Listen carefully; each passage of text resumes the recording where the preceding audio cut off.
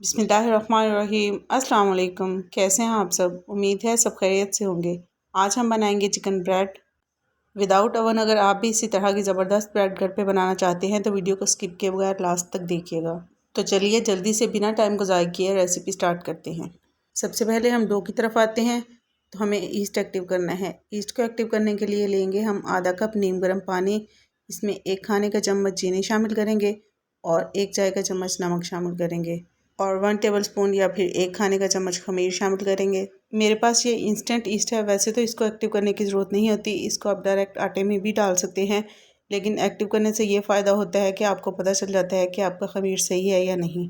और इसके अलावा अगर आप इंस्टेंट ईस्ट को एक्टिव कर लें तो इसमें कोई हर्ज नहीं है, लेकिन अगर आप ड्राई ईस्ट को डायरेक्ट आटे में डालेंगे तो आपकी डो राइस नहीं होगी। तो इसलिए बेटर यही है कि दोनों को पहले एक्टिव कर लें और फिर इस्तेमाल करें। ग्लास को मैंने 10 मिनट के लिए इसी तरह से काउंटर पे छोड़ दिया था और देखें इसके ऊपर काफ़ी झाग बन चुकी है, मतलब हमारा ईस्ट एक्टिव हो चुका है। तो चलिए अब डो रेडी कर लेते हैं।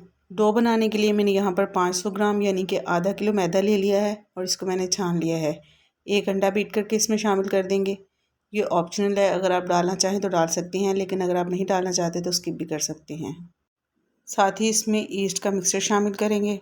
दोनों चीज़ों को मैदे के साथ मिक्स कर लेंगे और इसके बाद हमने यहाँ पर ले लेना है हस्बे ज़रूरत नीम गर्म दूध।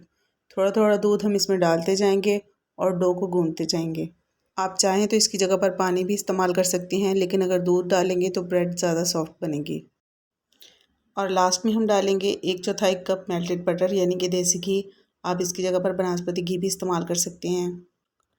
घी को मैदे के साथ अच्छी तरह से मिक्स करने के बाद अपने डो का पेड़ा बना लेना है और इसको इस तरह से बॉल में थ्रो करना है।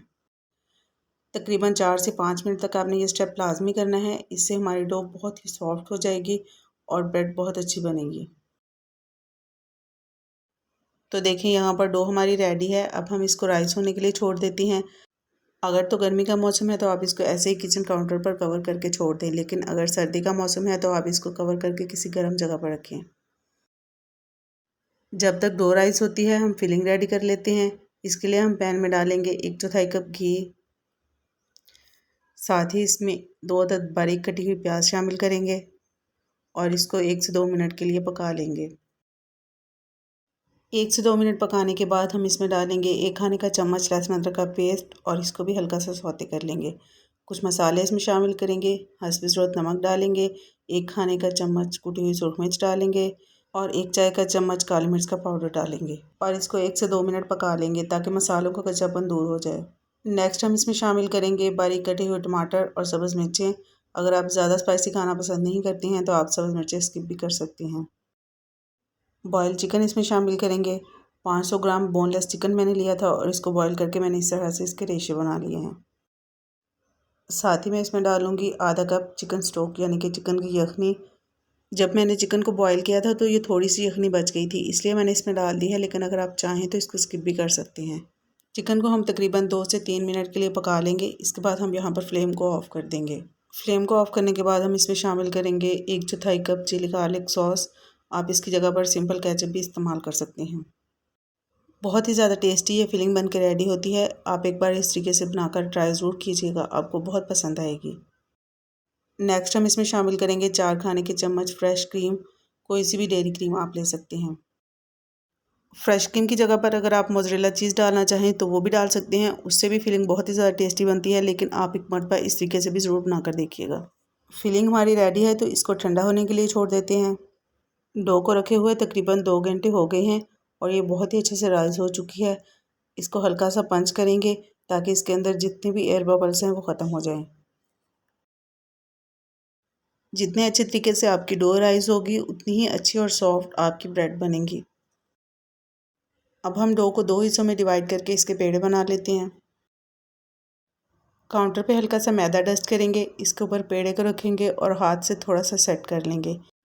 इसके बाद रोलिंग पिन की मदद से इसको फ्लैट करते हुए रेक्टेंगुलर शेप में इसको बेल लेंगे और बहुत ज़्यादा मोटा नहीं रखना है, इसको थोड़ा सा पतला ही रखना है क्योंकि बेक होने के बाद डो दोबारा से राइज होगी। इसके बाद हम इसको 4 हिस्सों में डिवाइड कर लेंगे। आधा किलो मैदे से हमने 2 पेड़े बनाए थे तो मतलब 8 चिकन ब्रेड बन के रेडी होंगी, लेकिन अगर आप थोड़े बड़े साइज़ की ब्रेड बनाना चाहते हैं तो आप बड़े साइज़ की भी बना सकते हैं। एक सिरे पर हम इस तरह से छुरी की मदद से कट लगा लेंगे। इसके बाद दूसरे सिरे पर जो स्टफिंग हमने रेडी की थी वो रखेंगे। पहले हम किनारों को अंदर की तरफ फोल्ड करेंगे, इसके बाद इस तरह से इसको रोल कर लेंगे। सारे पीसेस को इसी तरीके से रोल कर लेंगे। इसके बाद अंडा ब्रश करेंगे। अंडे के अंदर मैंने थोड़ा सा दूध मिक्स किया था, इसलिए इसका कलर थोड़ा लाइट लग रहा है।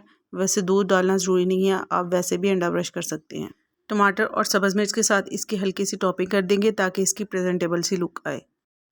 साथ ही इसके ऊपर थोड़ी सी कलौंजी डालेंगे, सफ़ेद तिल डालेंगे और लास्ट में हम इसके ऊपर थोड़े से चिली फ्लेक्स डालेंगे।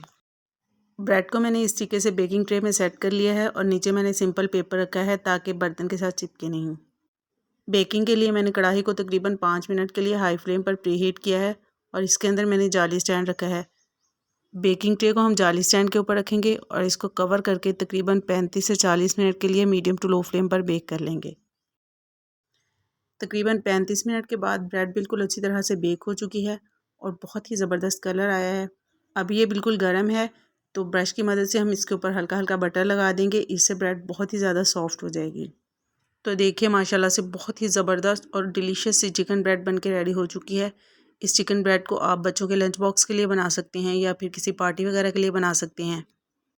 ये इतनी ज़्यादा सॉफ्ट, फ्लफ़ी और टेस्टी बनती है कि जिसको भी आप बनाकर खिलाएंगे कोई यकीन ही नहीं करेगा कि आपने इसको घर में बनाया है।